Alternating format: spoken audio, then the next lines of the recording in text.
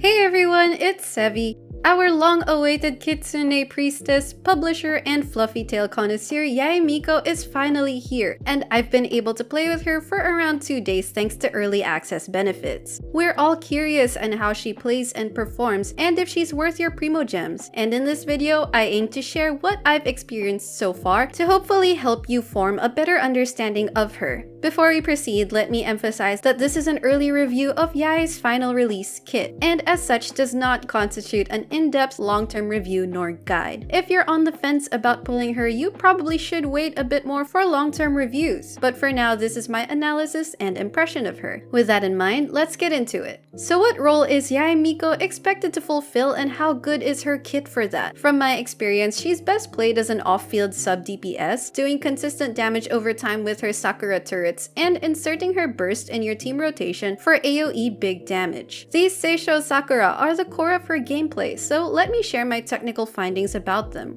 A Sakura hits every 3 seconds and they all have independent attack cooldowns, meaning they don't attack synchronously. Their attack timers start from the moment they're placed on the field. These hits are single target as the damage is dealt in a narrow vertical line and there's no AoE splash, but I have seen rare cases where it can hit multiple enemies with overlapping hitboxes. In this clip, you can see 3 Rift Hounds practically kissing each other, and upon the Sakura's attack, it hits all 3 of them. And then in this clip, when Venti is sucking in enemies, those must have had overlapping hitboxes. These circumstances are very rare, so for the most part, treat her skill as single target damage still. The Sakura's damage does not snapshot, so it will dynamically adapt to whatever buff Yae obtains, which has its own pros and cons. The range is pretty good at C0. To get a sense of it, I went to the Cryoregisvine and found out that the circular outline up to the Cryoregisvine's center is its approximate reach. Compare that to Oz, whose auto attacks can no longer reach it at that distance. It follows a standard ICD of 3 hits or 2.5 seconds, and from what I can see, this is not a shared ICD with her normal attacks, unlike, say, Lisa, whose tap skill and normal attacks have shared ICD. It generates 1 electro particle every hit per 3 seconds. That's 0.33 particles per second.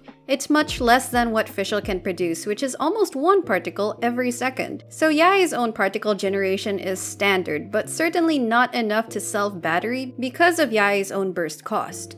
Achieving a 100% Sakura uptime is very doable, but not completely easy in certain team rotations. Resummoning or repositioning the turrets if needed is also convenient, as the cooldowns are short enough that if ever the enemy goes out of range, you can adapt to the battlefield fairly quickly. And finally, the EM damage bonus from her A4 is additive to other damage bonuses, not a separate multiplier, not worth building EM main stat for, but makes getting EM substats not as copium. I likely still have undiscovered attributes of her skill, but these are what I've gathered so far. All things considered, I think these Sakuras deal good sustained damage over time. Not overly impressive, but respectable. At C0 talent level 9, the damage multiplier of level 3 Sakuras is 161%. Since there's 3 of them proccing within every 3 seconds, that basically boils down to 161% per second on top of the reactions it enables. For reference, let's compare this to Fischl's Oz. A C3 Fischl with level 11 skill talent deals around 168% per second. And assuming Oz is in a reaction team, which he normally is, Fischl also has her A4 talent dealing extra damage. In fact, during my experience, I find myself thinking about Fischl and Yae, because they do fulfill very similar purposes as an off-field DPS. Of course, there are differences, like Yae having bigger front-loaded damage that Fischl does not, but the similarities are also striking. I'd say a C6 Fischl competes closely with Yae. I'm not saying this to downplay Yae. In fact, it's kind of a compliment, because I believe Fischl is a very good unit. The fact that Yae can function similarly means you essentially have 2 strong electro turret units for 2 different teams, or just to keep in the same team. But if she's kind of a side grade to a C6 Fischl, that's something to think about before pulling. But you know, if you want 2 Fischls, then this is good news. And if you lose 50-50 on her banner but manage to get Fischl Constellations, then at least there's that. But anyway, going back to her Sakuras, pretty much all they do are deal damage, apply electro, and set up her burst. There's no additional utility. I mean, how cool would it have been if you could trap or slow down enemies by connecting the Sakuras? And it's worth noting that in general use, more of Yae's DPS still comes from her skill. Her burst can obviously do bigger damage per screenshot numbers, but damage per second wise in sustained battles, it's her skill damage doing more work. In this case, an artifact build that complements her skill is, again generally speaking, better than putting all your eggs in one basket, in this case her burst. One noticeable issue is that the time it takes to set her up is more than I'd like. Putting up all her turrets takes around 2 to 3 seconds of field time, and during this time, you're still vulnerable since the skill animation has no iframes as far as I can tell, and you'll have to repeat that a second time after using her burst. But thankfully, her burst animation is relatively quick. So in teams where she acts as an alternative versus Fischl or Beidou, she'll eat up just a little bit more rotation time. Then as for her burst, it deals a lot of damage, but it costs a lot. That's pretty much it. The AoE of its damage is also decent, which supplements the single target nature of her Sakuras. At least with time-limited battles, Yae has the potential to finish off enemies with her burst too. But this is also where her glaring energy issues come into play. Your ER stat and experience will depend on what teams you run her with. I tried to get away with 140% ER on a taser team with Fischl, Kokomi, and Sucrose, and it's surprisingly passable versus enemy mobs. Not exactly super comfortable, but passable. This is with an Electro Battery and Resonance active. On the same ER, running her with Raiden was much more comfy. For example, let's look at this clip with Raiden's burst and skill batterying Yae on 0 energy. Raiden has 250% ER, talent level 12, while Yae has 140% ER. That's almost half of what Yae's burst cost is. Just that alone helps Yae's energy issues by so much. Does it make Raiden a requirement for Yae? Not absolutely, but Raiden's battery capability and buffs make her a really good match. And at least Yae doesn't have to be too constrained with Fischl anymore. Then I tried to do it without an Electro Battery, and that's when her 90 burst cost really reared its head. Without a dedicated Electro Battery for her, she probably needs 180 or more energy recharge. So even if her skill is a large DPS source, do not ignore her burst uptime and energy needs. And if your build doesn't have enough energy, this is where a 2-piece emblem might come more in handy than a 2-piece Glad Shimenawa, depending on your stats and teams of course.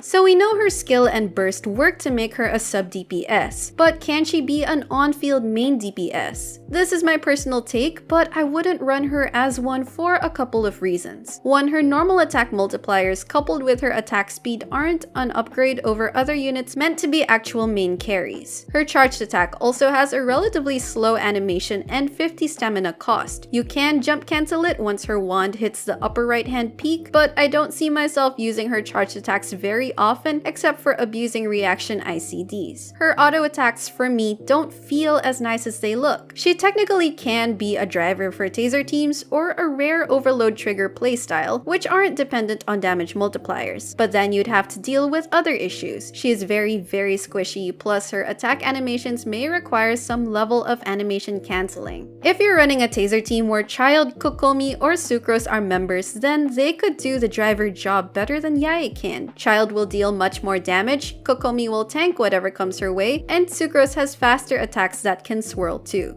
This is not to say she can't be your on-field main DPS, only that I think that's not the best way to play her. For me, she's really a certified off-field sub-DPS. Now here are the teams I've been trying her out with and my thoughts on them. Taser teams are an obvious choice, and Yae's done great with these so far. The Electro Resonance and Electro partner noticeably helps with her energy issues. This consists of another Electro teammate, Child or Kokomi or Xingqiu for the Hydro. Then Anemo supports like Sucrose and Kazuha are almost a must. They also have specific benefits. Sucrose for the EM sharing, Kazuha for the elemental damage buff, and Venti for the best crowd control and energy refunding. Then of course, the Raiden Yae core, a fun combo. Raiden either functions as a battery, and if you have her at C2, a hyper carry, addressing a lot of Yae's energy issues and switching between their bursts. The 2 free slots depend on your available characters and circumstances. This could become an Electro Charge team with Xingqiu, an Overload team with Xiangling or Bennett Kazuha, or a mono Electro team. Aside from Sucrose, another EM sharer is Albedo. Yae with Albedo would be okay with an Electro Battery and another Geo support like Zhongli or Traveler for Geo Resonance, but from what I've experienced in this team, you'll need a lot of ER to sustain all their bursts. If you're expecting C6 Diona to be a good match for her due to the EM buff, that wouldn't really work since Diona's EM buff disappears soon after you switch her out, which you should. Another team I tried, although arguably a scuffed downgrade over the original version,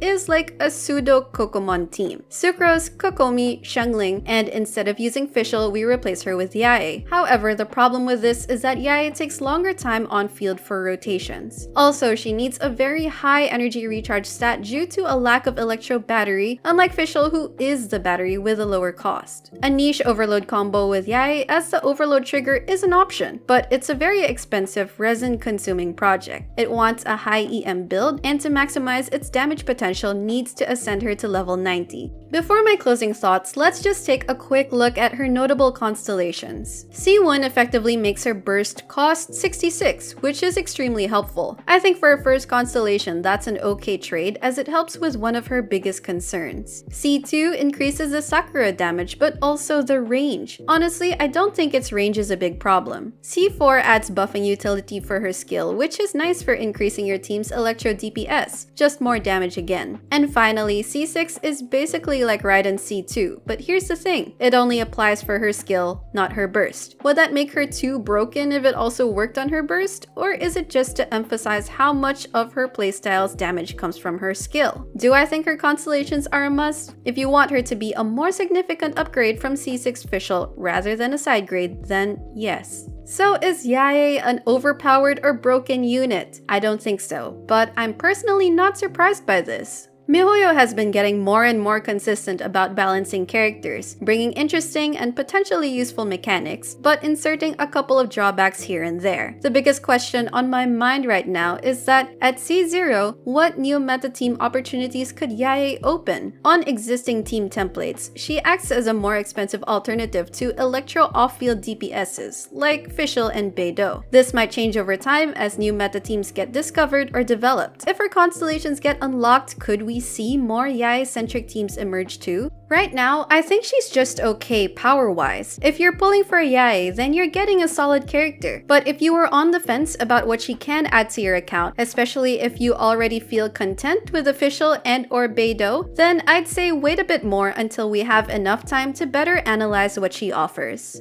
So everyone, that's going to be all for my preliminary review of Yae Miko. I hope it helped you gain a better understanding of what she offers, and I would love to know what you think of her so far, whether from reviews or from your own experience. If you enjoyed this video, don't forget to leave a like, consider subscribing to my channel if you haven't already for more Genshin Impact guides and content, and I will see you soon. Take care!